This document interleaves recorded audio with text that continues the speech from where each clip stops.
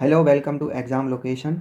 One liner polity की महेश कुमार बनवाल की अपनी सीरीज चल रही थी, उसी को आगे बढ़ाते हुए आज 6th नंबर की जो क्लास है वो स्टार्ट करने वाले हैं। टॉपिक होगा राष्ट्रपति, यहाँ से स्टार्ट करेंगे और इससे आगे की बात करेंगे टॉपिक्स की जो भी आने वाले हैं। लेकिन उससे पहले अगर आपने पहले की वीडियोज़ नहीं देखें तो प्लेलिस्ट में जा कर के वहाँ पर वन लाइनर पॉलिटी के नाम से प्लेलिस्ट मिल जाएगी, वहाँ से आप देख सकते हैं। तो चलिए स्टार्ट करते हैं और यहाँ पर शुरू करते हैं अपना टॉपिक जो है राष्ट्रपति। राष्ट्रपति पद की अर्हताएं। अनुच्छेद 58, भारत का नागरिक हो, न्यूनतम 35 वर्ष की आयु, लोकसभा का सदस्य निर्वाचित होने की योग्यता रखता हो, किसी लाभ के पद पर न हो। ये राष्ट्रपति के पद के लिए शर्तें हैं। भारत में राष्ट्रपति का निर्वाचन किस प्रकार का होता है? तो अप्रत्यक्ष मतदान से होता है, जिसकी विधि है आनुपातिक प्रतिनिधित्व से एकल संक्रमणीय मत पद्धति द्वारा। भारत के राष्ट्रपति के चुनाव में मतदान कौन करता है? राज्यसभा, लोकसभा और राज्यों व केंद्र शासित प्रदेशों की विधानसभाओं के निर्वाचित सदस्य। ध्यान रखना, निर्वाचित सदस्य हैं ओनली। आगे बढ़ते हैं और देखते हैं भारत के राष्ट्रपति उम्मीदवार के प्रस्ताव का अनुसमर्थन कम से कम कितने सदस्यों द्वारा किया जाना चाहिए? तो इसके लिए टोटल 50 निर्वाचकों द्वारा किया जाना चाहिए। भारत में राष्ट्रपति का चुनाव एकल हस्तांतरणीय मत प्रणाली द्वारा किया जाता है। राष्ट्रपति के निर्वाचन में किसी राज्य का मुख्यमंत्री किस स्थिति में मतदान करने के लिए पात्र नहीं होगा? यदि वह राज्य विधानमंडल में उच्च सदन का सदस्य हो। कौन राष्ट्रपति के निर्वाचक मंडल का तो भाग है, परंतु वह उसके महाभियोग में भाग नहीं लेता है? तो यह है राज्य की विधानसभाएं। संसद अथवा विधानसभा का कोई सदस्य राष्ट्रपति निर्वाचित हो सकता है, परंतु उस पर क्या शर्तें हैं? शर्त है निर्वाचित होने के उपरांत उसे अपनी सदस्यता छोड़नी होगी। संसद के लिए राष्ट्रपति का अभिभाषण कौन तैयार करता है? अभिभाषण तैयार करता है केंद्रीय मंत्रिमंडल। राष्ट्रपति की मृत्यु, पदत्याग अथवा हटाए जाने पर पद की रिक्ति को 6 माह की सीमा के भीतर भरना होगा। भारत के राष्ट्रपति चुनाव में उत्पन्न विवाद का निपटारा कौन करता है? ये करता है सर्वोच्च न्यायालय। भारत के राष्ट्रपति को उसके कार्यकाल की समाप्ति से पूर्व किस प्रकार पद से हटाया जा सकता है? तो ये महाभियोग पद्धति द्वारा हटाया जा सकता है। भारत के राष्ट्रपति को उसके पद से हटाने की अधिकार किसे प्राप्त है? यह है संसद को अधिकार प्राप्त है। आगे बढ़ते हैं और देखते हैं यहाँ पर संघ की कार्यपालिकीय शक्तियाँ किस अनुच्छेद के अंतर्गत राष्ट्रपति में निहित है? तो अनुच्छेद 53 में संघ की कार्यपालिका शक्तियाँ राष्ट्रपति में निहित है, इसका वर्णन मिलता है। अनुच्छेद 61 के अंतर्गत राष्ट्रपति पर महाभियोग संसद के किस सदन द्वारा प्रारंभ किया जा सकता है? तो ये किसी भी सदन द्वारा, लोकसभा हो या राज्यसभा हो, यहाँ पर प्रस्ताव प्रस्तुत किया जा सकता है।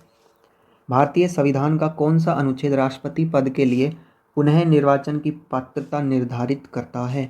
अनुच्छेद 57। राष्ट्रपति को कोई भी विषय पुनर्विचार के लिए मंत्रिपरिषद को वापस भेजने का अधिकार किस संविधान संशोधन द्वारा प्रदान किया गया है? ये किया गया है 44वें संविधान संशोधन द्वारा। आगे बढ़ते हैं भारतीय संविधान के किस अनुच्छेद के अंतर्गत राष्ट्रपति संसद के दोनों सदनों द्वारा पारित किसी विधेयक पर अपनी स्वीकृति रोक सकते हैं? तो ये अनुच्छेद 111 के अंतर्गत होता है। किस अनुच्छेद के अंतर्गत राष्ट्रपति कुछ आकस्मिकताओं में राज्यपाल के कार्यों के निर्वहन हेतु उपबंध कर सकता है? अनुच्छेद 160 में। राष्ट्रपति से संबंधित महत्वपूर्ण अनुच्छेद देख लेते हैं। अनुच्छेद 52 में राष्ट्रपति का पद दिया गया है, भारत का राष्ट्रपति। 53 में संघ की कार्यपालिका शक्ति। अनुच्छेद 54 राष्ट्रपति का निर्वाचक मंडल। अनुच्छेद 55 राष्ट्रपति के निर्वाचन की रीति। 56 में राष्ट्रपति की पद की अवधि और अनुच्छेद 57 में पुनर्निर्वाचन के लिए पात्रता। उसके बाद है अनुच्छेद 58 राष्ट्रपति निर्वाचित होने के लिए अर्हताएं या फिर शर्तें। अनुच्छेद 59 में राष्ट्रपति पद के लिए शर्तें। अनुच्छेद 60 राष्ट्रपति द्वारा शपथ या प्रतिज्ञा। अनुच्छेद 61 राष्ट्रपति पर महाभियोग चलाने की प्रक्रिया। अनुच्छेद 62 में राष्ट्रपति का पद रिक्त होने की स्थिति में उसे भरने के लिए निर्वाचन करने का समय और आकस्मिक रिक्ति को भरने के लिए निर्वाचित व्यक्ति की पदावधि।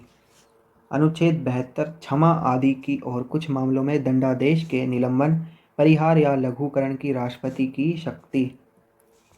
अनुच्छेद 73 में संघ की कार्यपालिका शक्ति का विस्तार। राष्ट्रपति को मृत्युदंड के मामले में क्षमादान करने की शक्ति प्राप्त है, किंतु राज्यपाल के पास यह शक्ति नहीं है। आगे बढ़ते हैं। सर्वोच्च न्यायालय के न्यायाधीश को उसके पद से हटाने का अधिकार किसे प्राप्त है? राष्ट्रपति को। भारतीय संविधान का अनुच्छेद 143 राष्ट्रपति को उच्चतम न्यायालय से परामर्श करने की शक्ति प्रदान करता है। राष्ट्रपति लोकसभा को कब भंग कर सकते हैं? केंद्रीय मंत्रिमंडल की अनुशंसा पर। लोकसभा और राज्यसभा का संयुक्त अधिवेशन किसके द्वारा आहूत किया जाता है? ये किया जाता है राष्ट्रपति के द्वारा। भारत के राष्ट्रपति ने किस एकमात्र मामले में जेबी वीटो की शक्ति का प्रयोग किया था? ये किया था भारत डाकघर संशोधन वर्ष 1986 में, और इस समय जो राष्ट्रपति थे वो थे ज्ञानी झेल सिंह। भारत का राष्ट्रपति संसद के दोनों सदनों की चर्चा में भाग नहीं ले सकता है। आगे देखते हैं। किसी भौगोलिक क्षेत्र को अनुसूचित क्षेत्र घोषित करने का संवैधानिक अधिकार किसे प्राप्त है? यह है राष्ट्रपति को। राष्ट्रपति द्वारा नियुक्त अधिकारी कौन कौन से हैं?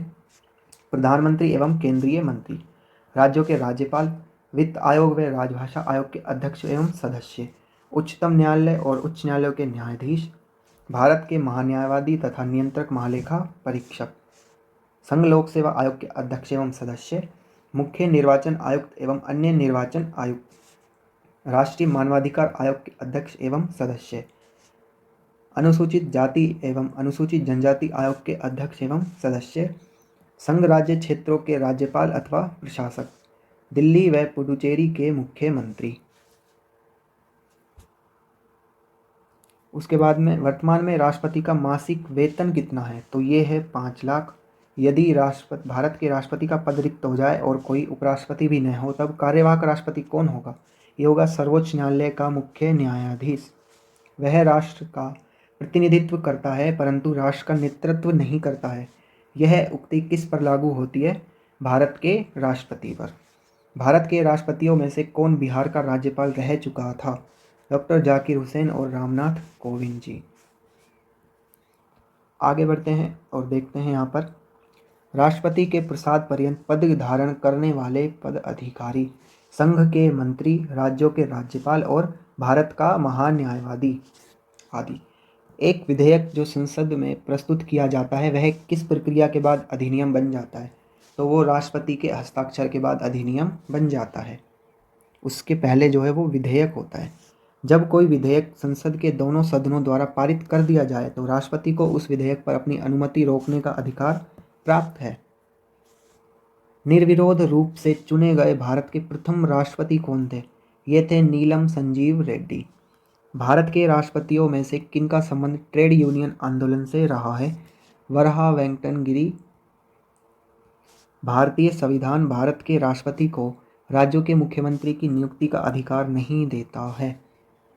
राज्य के मुख्यमंत्री की नियुक्ति जो है वो राज्यपाल द्वारा की जाती है। राष्ट्रपति का कार्यकाल कितना होता है? पद ग्रहण के दिन से 5 वर्ष तक।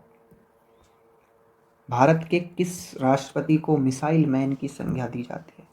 Doctor APJ Abdul Kalam. भारत के मुख्यमंत्री न्यायाधीशों में से किसने राष्ट्रपति के रूप में कार्य किया था?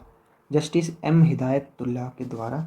धन विधेयक को पुनर्विचार हेतु लौटाने का संवैधानिक विशेषाधिकार राष्ट्रपति के पास नहीं है। श्री रामनाथ कोविंद का भारतीय गणतंत्र के राष्ट्रपति के रूप में कौन सा क्रम है? ये है 14वां। वित्त आयोग की नियुक्ति कौन करता है? राष्ट्रपति। राष्ट्रपति के रूप में डॉक्टर राजेंद्र प्रसाद ने सबसे लंबी अवधि 1950 से 62 तक एवं डॉक्टर जाकिर हुसैन ने कार्यकारी राष्ट्रपति छोड़कर सबसे कम अवधि 1 वर्ष 11 दिन तक कार्य किया था। राष्ट्रपति द्वारा क्षमादान की स्थितियां। जब दंड सेना न्यायालय द्वारा दिया गया हो, जब दंड संघीय विषय से संबंधित विधि के विरुद्ध अपराध के लिए दिया गया हो और जब दंडादेश मृत्युदंड हो। राष्ट्रपति के विरुद्ध महाभियोग संसद द्वारा चलाई जाने वाली एक अर्ध न्यायिक प्रक्रिया है। यहाँ पर राष्ट्रपति का टॉपिक समाप्त होता है और अगला टॉपिक आता है उपराष्ट्रपति वाइस प्रेसिडेंट। इसको भी देखते हैं। भारत के उपराष्ट्रपति के निर्वाचक मंडल में कौन कौन सम्मिलित है? तो संसद के दोनों सदनों के सभी निर्वाचित एवं मनोनीत सदस्य यहाँ पर मनोनीत भी हो जाएंगे। भारत के उपराष्ट्रपति को पद से हटाने संबंधी प्रस्ताव संसद के किस सदन में लाया जा सकता है? केवल राज्यसभा में। राष्ट्रपति के निर्वाचन के समान ही उपराष्ट्रपति के निर्वाचन से संबंधित सभी विवादों के समाधान का अधिकार उच्चतम न्यायालय को प्राप्त है तथा उसका निर्णय अंतिम होता है। राज्यसभा का सभापति कौन होता है? तो ये होता है उपराष्ट्रपति, ये पदेन सभापति होता है। उपराष्ट्रपति से संबंधित अनुच्छेद यहाँ पर देखते हैं। अनुच्छेद 63 भारत के लिए एक उपराष्ट्रपति का प्रावधान। 64 में उपराष्ट्रपति का राज्यसभा का पदेन सभापति होना। अनुच्छेद 65 उपराष्ट्रपति द्वारा राष्ट्रपति के पद में आकस्मिक रिक्तियों अथवा उसकी अनुपस्थिति में राष्ट्रपति के कर्तव्यों का निर्वहन। 66 में उपराष्ट्रपति का निर्वाचन। 67 उपराष्ट्रपति का कार्यकाल। 68 में उपराष्ट्रपति के पद की रिक्ति की पूर्ति के लिए चुनाव का समय निर्धारण तथा आकस्मिक रिक्ति की पूर्ति के लिए चुने गए व्यक्ति का कार्यकाल। अनुच्छेद 69 उपराष्ट्रपति द्वारा शपथ या प्रतिज्ञान। 70 में अन्य आकस्मिकताओं में राष्ट्रपति के कर्तव्यों का निर्वहन। अनुच्छेद 71 उपराष्ट्रपति के चुनाव संबंधी अथवा उससे संबंधित विषय। आगे यहाँ पर भारत के उपराष्ट्रपति दिए गए हैं, एक बार देख लेते हैं। तो सबसे पहले जो उपराष्ट्रपति थे डॉक्टर सर्वपल्ली राधाकृष्णन 1952 से 62 तक। उसके बाद में डॉक्टर जाकिर हुसैन, फिर आते हैं वराहगिरी वेंकटगिरी, उसके बाद में गोपाल स्वरूप पाठक, बीडी जत्ती, न्यायमूर्ति मोहम्मद हिदायतुल्ला, आर वेंकटरमन, शंकर दयाल शर्मा, के आर नारायण, कृष्णकांत, भैरव सिंह शेखावत, हामिद अंसारी और 13वें जो राष्ट्रपति मुप्पावारावु वेंकैया नायडू। अब तो दोनों राष्ट्रपति और उपराष्ट्रपति चेंज हो चुके हैं। तो यहाँ पर आगे देखते हैं किस सदन की अध्यक्षता ऐसे व्यक्ति द्वारा की जाती है जो उस सदन का सदस्य नहीं होता है? तो राज्यसभा इसका उत्तर होगा। राष्ट्रपति की मृत्यु, त्यागपत्र अथवा हटाए जाने की स्थिति में राष्ट्रपति का पदभार कौन सबसे पहले ग्रहण करेगा? तो उपराष्ट्रपति। भारत में उपराष्ट्रपति के पद से संबंधित प्रावधान अमेरिका के संविधान से लिए गए हैं। राष्ट्रपति या उपराष्ट्रपति किसी के भी निर्वाचन में राज्य अथवा संसद के किस सदन के सदस्य भाग नहीं लेते हैं?